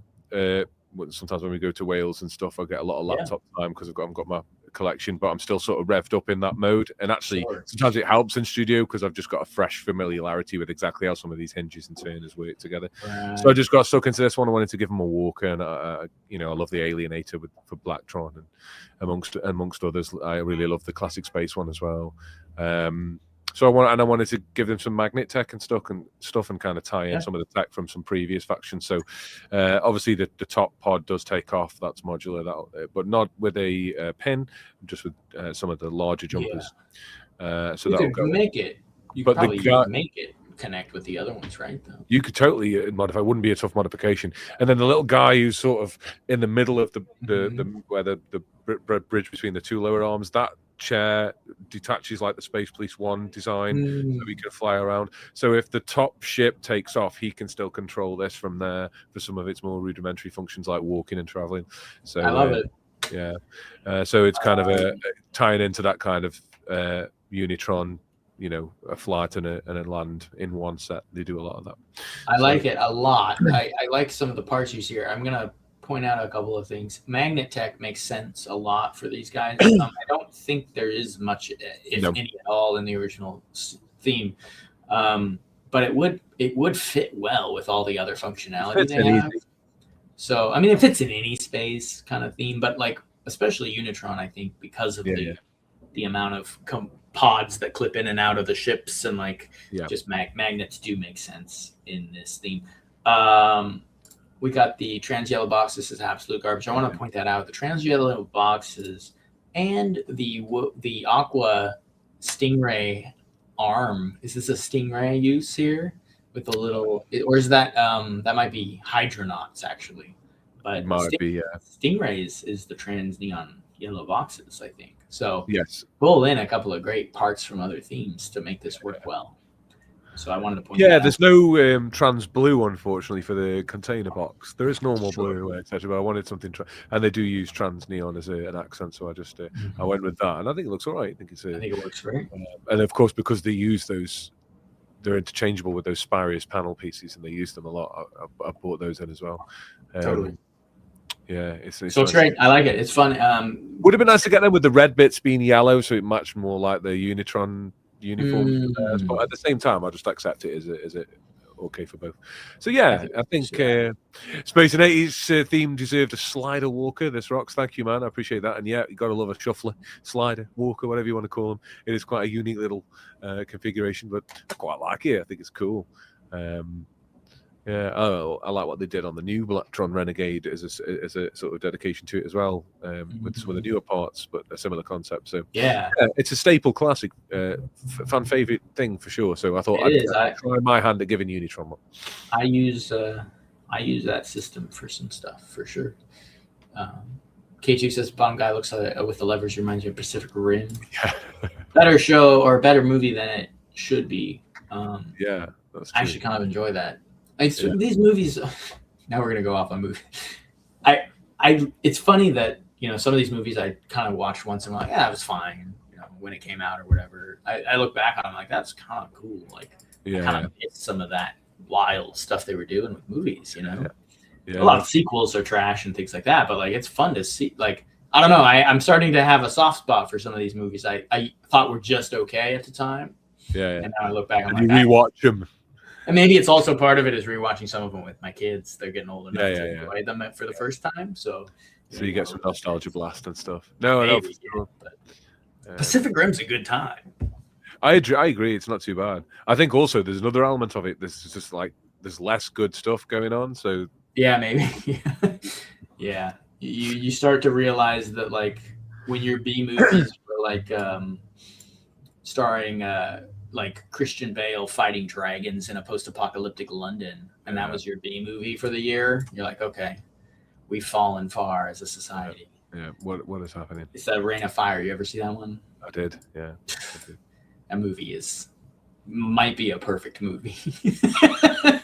I know. I really Christian Bale and Matthew McConaughey fighting dragons in a post-apocalyptic London. Can't get better than that. No. What happened? Anyway, moving on from that. I really love Reign of Fire. I love that movie. Yeah, it's one of my all-time favorite movies ever. Let's see. I love the little guy in the middle too. I just want to point that out. I like where he's sitting. Thanks, dude. Even he's modular. He can pop off that. Yeah. I like chairs with levers on the sides. Like the megaphone pieces, the stud fit, the bar bit fits in that little hole at the side of those chairs. Yeah, okay. So then you can get the antennas on, and they just angle just perfectly for two little levers here. And you can whoa, you can just pop off. They did a bit more with it in some of the really classic space stuff with some little fin pieces, and some hoses and stuff. But I think that particular megaphone through two antenna side attached thing on those bracket chairs. I think it was Space Police 1 on the isolation lock. Cool. Isolation song. Another really dystopian Space Police 1 sounding amazing bass name. Great bass actually. So this was the Walker, and it's got the arms. It's kind of the cockpit's angled down a little bit because it's got that kind of dinosaur robe. A bit Robo Force, very Robo Force. That's fine. Nothing. It's hard not to be. Here's another little outfit, including a very small take on the Walker. I actually like that a lot. Kind of inspired by one of the Star Wars, but little sense. Yeah. There's one like that from. I always forget the name of this. The original Space Faction. Why do I always forget? Futuron. Futuron. Two-winged, the bi-wing or whatever it is. I don't know why it's like my brain blocks it out. There's a Futuron walker, isn't there? Similar to this. It's a little guy. Yeah, there is. I actually made that leg's retract on that one. I actually made a little rover for it to dock on. That's cool. And so getting into a bit of the angled thing, making use of some of these light bluish grey wedge plates that are available and bringing those into Unitron. I always quite like the 2x2 round brick with a Technique hole in the side, so I can create like a nice sort of almost a shorter ice planet-esque satellite or rocket in that shape, and then attach two on each side, like what's going on the ship there. I always like doing that in space stuff. Always tends to look quite cool. And I've got a bit more blue heavy on that ship with all the sort of grill slopes and stuff. That's another ship that lands at Xenon or something. I don't know. Same with the rover, really. Totally. I need to build these actually. I actually think I've got the parts put aside in bags to actually build them, because when I did this render, I was thinking of doing that, and then something else I didn't get around to doing. So but I'm happy with how they turned out. I just thought I'd give them a few sets for a wave and These all. I mean, you can imagine how great this stuff would look next to that monorail, nestling these things up around it, or building a couple more of these little walkers doing maintenance on the tracks or something, so you almost built a updated Starhawk with this flyer up above here. It's got a similar. I was thinking this is a Starhawk 1. There you go. I love that. And then Lorem System says, love the vehicle. K2's that spaceship is really cool. Those wings, especially, are neat. Thanks, The man. angles are They were pretty. kind of like that, weren't they? They would all come forward with your antennas Yeah. facing forward, and there was a bit of that with Spyro. So I just thought I'd play into some of that, and then in some others take stuff from other places. Here you can see I used the transparent helmet for my sort of more automated minifig character, but I also used the Clone Trooper blue front visor. I thought I'd really lean into the blue and do that. I don't know if you can see this minifig with the metal detector at the front. I see him. Yeah. Oh, I see the blue. Yeah. Yeah, it's got like a blue visor on. I don't know if I Fun. presume it's from Star Wars as a clone visor of some sort or something. I'm not sure. Maybe. Yeah, I don't know if it comes. But I just thought it kind of fit like blue? a utilitarian. Yeah. So it said, I'm pretty sure on Brickout it said something like Wolf, something. Commander Cody or something. Yeah. Cody something from that platoon or that. Yeah, it wouldn't be Wolf guys. I sold my 2 Wolf clones. I sold them. Yeah, they're like just the 2 Wolf guys, the commander and the soldier, are like $80 each or something like that for each one of those figs. Or like 110 for one and 89 for the other one or something. Yeah. I didn't need them. I'm like, I don't need these. No, sure, yeah. Traded them in for something else. Yeah, man. Trade them in for blue coats. Yeah, no, I have too many blue coats. I traded It's red coats I need more of, actually. Well, the red coats are harder and harder to get a hold of because blue coats have been done 3 times. Yeah. We got some constructive criticism. Octava says, love the big wheels, just like the canopy. I think the thicker one would have been better here. One they always use. I know exactly the one that he uses. I mean, maybe because the bulkiness of the front, it could lend well to a larger canopy. I know you love this piece, though. Yeah. This is a piece. No, he's exactly right. That is what it needs. Because if you look, like, take that off. You've got a 4x1 stretch across the top for the beginning of the hinge, and then there's a recess of 2 in the middle. Yeah. What he's noticed there is actually really, really quick, because that piece would actually fit that perfectly. Well, so he's right, and I'm going to do it. That's what I'm going to build it. And what you can do with those the 2x1 angled bricks, I guess you want to call it. You have the control panel on the one. You can just put a control panel and have a double control panel. Yeah. A sensor array, double control array panel. Have 2 of them, and have that helicopter one just clip right over the top, maybe. Exactly. Or you could remove it and have it nest a little better, lower down on the canopy might make more sense. 2 options, like it'd be interesting to try both of them. No, you're totally right. I am always open to constructive criticism. Like, R&B says, I'm not some sort of benchmark or something. I'm just some dude having a go at it. So no. Well, I mean, as long as it's nice, they. No, that was really. It's an improvement because that piece he suggested literally does really improve the tightness of that. So yeah, good stuff. That's why we do this. And then really nice vehicles indeed. Jim says, "Cheers, dude. I really appreciate that." Let's see who said something. Lorem said something about the movies we were talking about. If you're watching movies on VHS, you're staying pretty clear of the modern art audience trash. Pretty much. I got a stack of VHS. Yeah, I got some VHS, man. It's a good time. Crazy VHS. Hey, bringing it back. We gotta keep referencing Star Wars because it's the 4th. May the 4th. I got the original Star Wars on tape on VHS. Yeah, same. I've got the trilogy, the VHS trilogy when the special edition come out, and the normal one before. I have stuff into the originals before. I have what is it? What do you call it? Phantom Menace on tape. Oh yeah. VHS. Yeah. Perfect. Did you say you had the prequels and the sequels, or no? I have the originals. They did the special editions of them before. Oh right. They came out. I did the CG bits with the the singer in the canteen and stuff, and they were like a cardboard gold kind of 3-tape set. And then I've also got the original trilogy before the original cuts on VHS. Those are a little harder to find. Well, I've got them, but Return of the Jedi's widescreen, so it kind of ruins the 3. Who cares? I've still got all the films on video in case I need them, so that's cool. Yeah.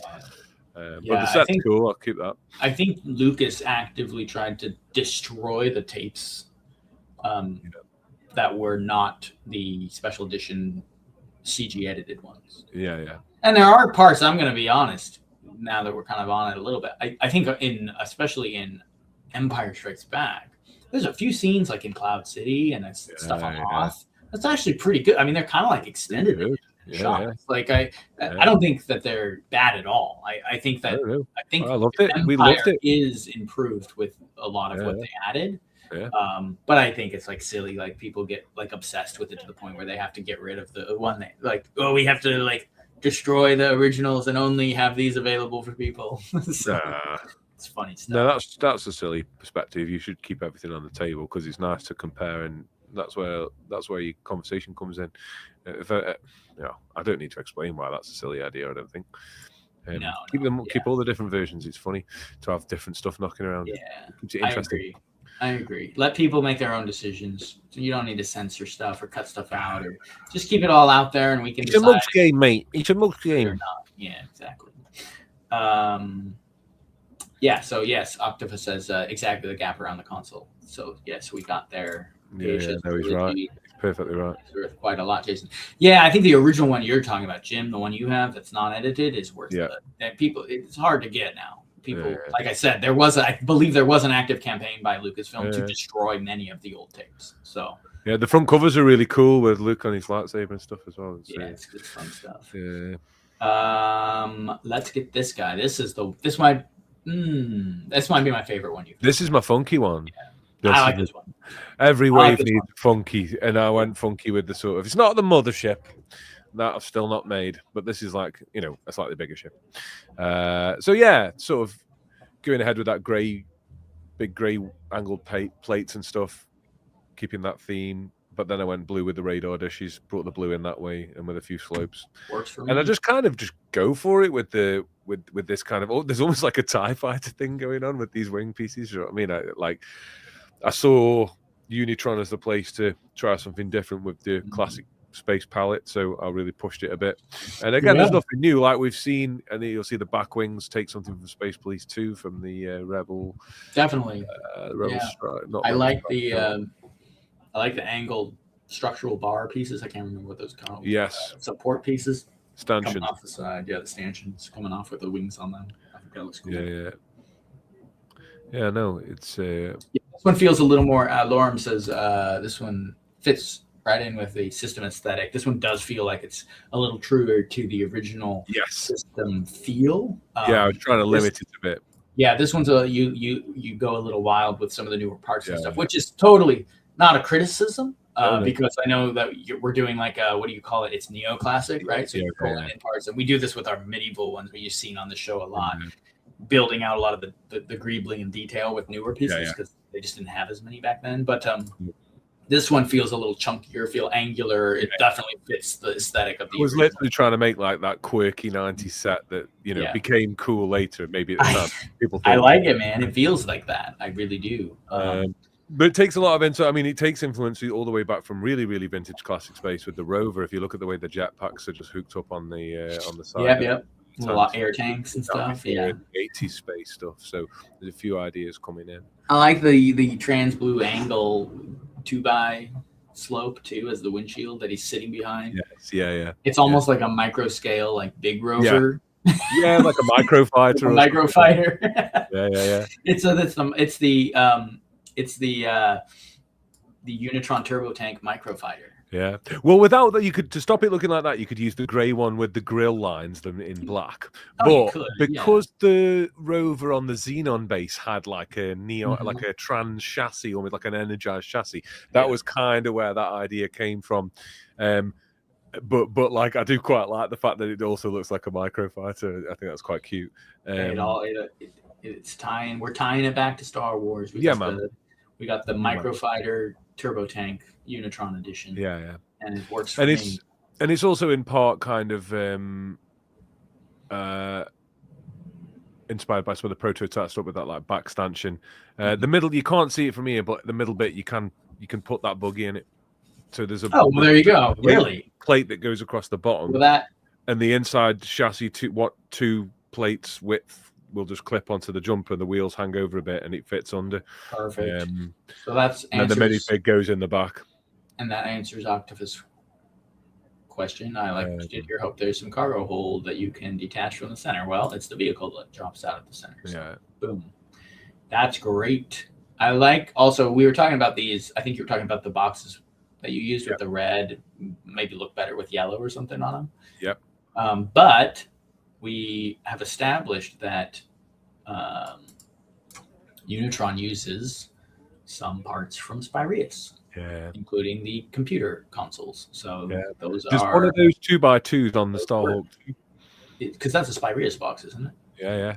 Yeah. But there's one of the 2x2 Spyreus panel. Oh, I see that up there. Yeah. So it all kind of the Starhawk, so I kind of use that to tie it in. Just because you I tell you what I had, and again I'm always bigging up Brick Sticker Shop, but I just love them. I've got one of their sticker sheets for the Unitron, really shiny metallic glittery stickers for replacing the monorail stickers, and it comes with enough to do 2 cockpits.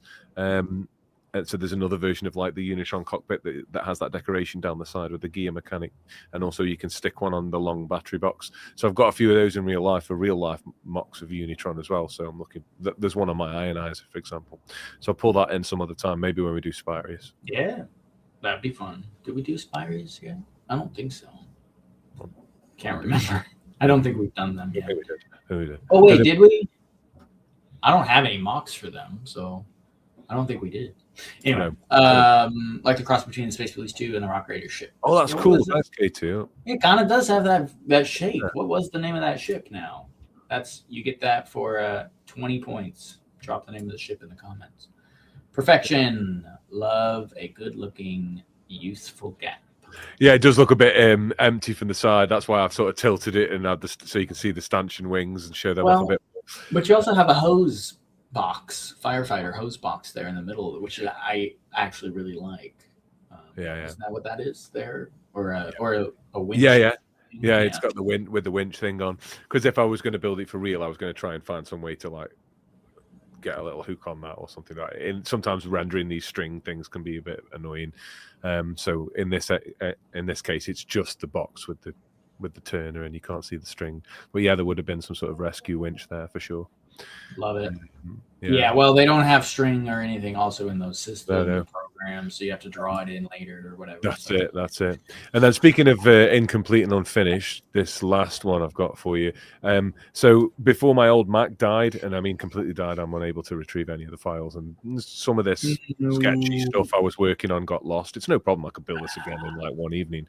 But I thought I'd just drop it in because we're doing Unitron today, because I did have preserved just this one image of the back of this little base I was working on, just a little 16 by 32 base for Unitron. Unfortunately, you can see there would be a rover to park in this nice little gated strip drive here, and there would probably be a little ship, a little hoverer that lands on those jumpers there where those octagonal pipes lead to. But aside from that, this is pretty much what it was going to look like, a little canopy at the top. Not a huge one, but I just wanted to get those trans blue aerials as well in there, a bit rarer, and maybe work on some sort of doing that 45 slope rock sort of decoration that we saw on Zen and some of the Zen and Alt builds. So yeah, it's a bit of an amalgamation of everything. Hey, it works, man. I just thought I'd show it. You got the computers right here too. Yeah. Those are the right ones. Because we know, of course, they're interchangeable in the Spyreus world. I've even used the Spyreus 1x2 tile. If you look very closely, I see it in there. Yep. Yeah, because this is what's her name? Calvin. Calvin. This is Dr. Calvin's secret job when she's not on Ice Planet. She's right. She's a double agent for also in the Unitron. For the Unitron, which are what? CIA, or maybe FBI, like space guys, right? Yeah. So yeah. Or maybe Blattron finally finished Ice Planet off, or Spyreus or something, and then she Commander Cole went down with the ship and took a new commission here with Unitron. This is what's left of the Resistance. Man, we should be writing our own books here, dude. Perfection.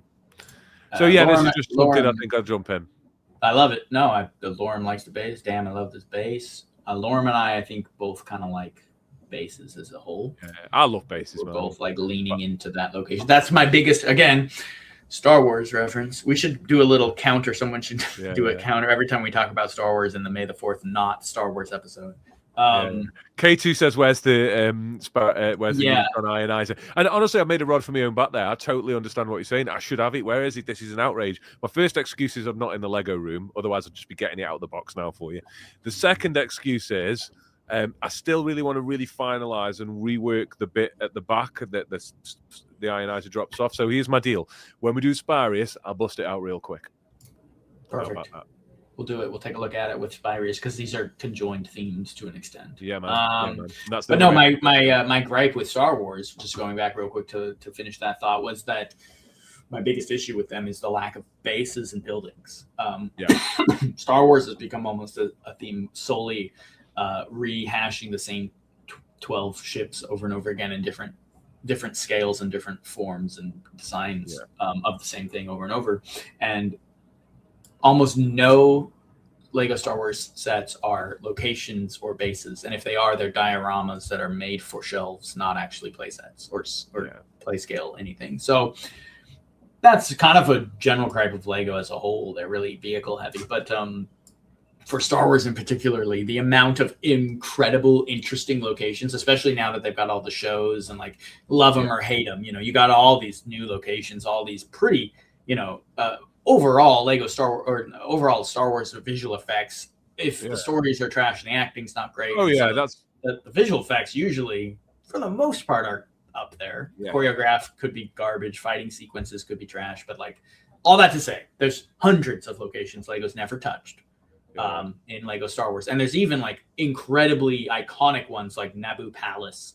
And then you'll see that, or the Gungan City or something like that, right? You'll see that with my mocs on my Instagram. I'll have already recreated these in vintage Lego. But like, man, the lack of locations and buildings in Lego Star Wars is egregious. It's horrendous, isn't it? Yeah, it's just wrong. Dude. Tiny little floor plate builds with really prioritized vehicle builds all the time, constantly.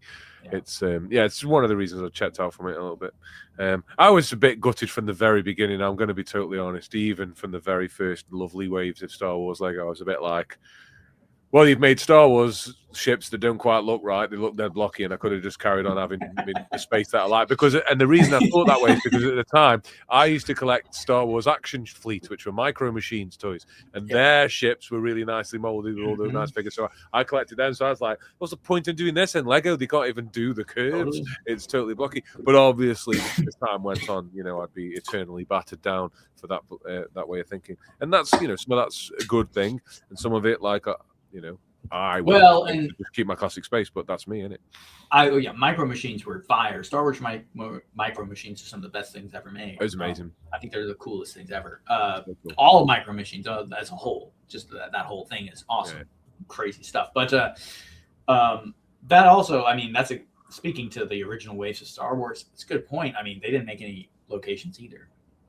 I think they're all ships. I'm trying to think. They had like little computer consoles and things, but it wasn't until like way later they did like a Hoth-based door, and like they did Cloud City as like a chunky display kind of piece, not display, but like a big open cross section city sort of setup.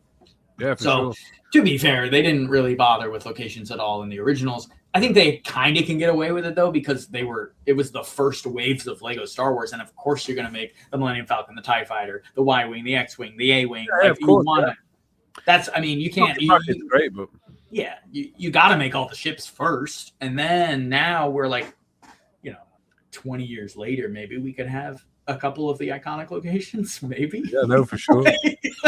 Nah, we just got to make another X-wing. We're just going to make another X-wing. Yeah, exactly. This X-wing. This X-wing goes. I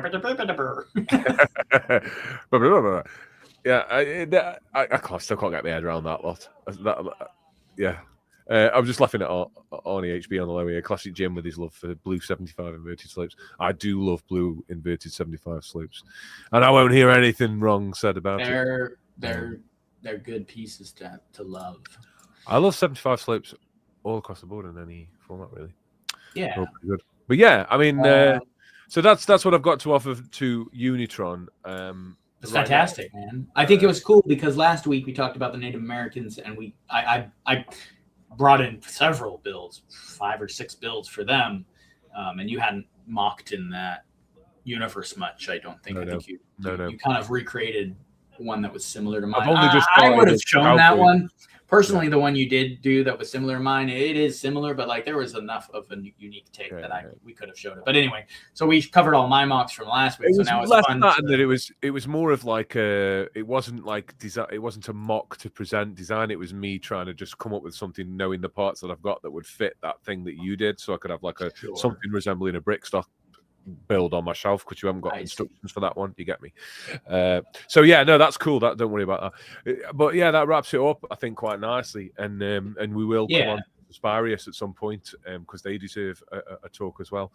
But yeah, just really good stuff from Lego. Really good slice of Lego time space. This, and I can't say enough good things about this faction. You know, we just to recap, we've got printed helmets, we've got lovely printed torsos, we've got all these great graphic printed slopes. We've got beautiful sticker sheets. I know we don't, some of us don't like stickers, but look at these on these. The side panels, and stuff, these side panels and stuff, unique to the monorail set. And of course, the Sparius base does that. They have a sticker on their visor as well. So it's changing, it's evolving, and yet it's still those nice familiar pieces that we know and love, including the lovely raised base plate that's now been running from Blacktron 2 through Sparius and now into the Unitron monorail. So it's all here. I, for one, love the one last thing I'll point out before we do bob off is the rocket pieces in blue. They're quite rare and hard to get hold of. I have a few, but I do like those. They do the little boosters. Pop well for insectoids as well and different stuff. So yeah. Here and there. Well, that's a good summing up of the theme as a whole, Jim. So I'm going to kind of leave it there, I think. I'm just going to say thank you to everybody who dropped comments in the chat. Obviously didn't get to all of them, but we're getting there. We got to talk to all of you guys and get your opinions and stuff like that. So it's good to have you dropping into the comment section. Thanks, everyone. Definitely drop a like, follow, comment, drop a comment down below once it's posted. If you come up with something else. I know some of you people like to watch it back and stuff like that, so it's good to hear more. I'm always trying to read them. I read them all for sure, and I'll eventually try to respond to most of them. So we try to keep it engaging here and interact with you guys as much as possible. So all right, that's it. Happy Monday night, happy Monday day here in the US, and we will see you next week for another live stream. For sure. Nice one, everyone. Thank you very much, and I'll see you next week.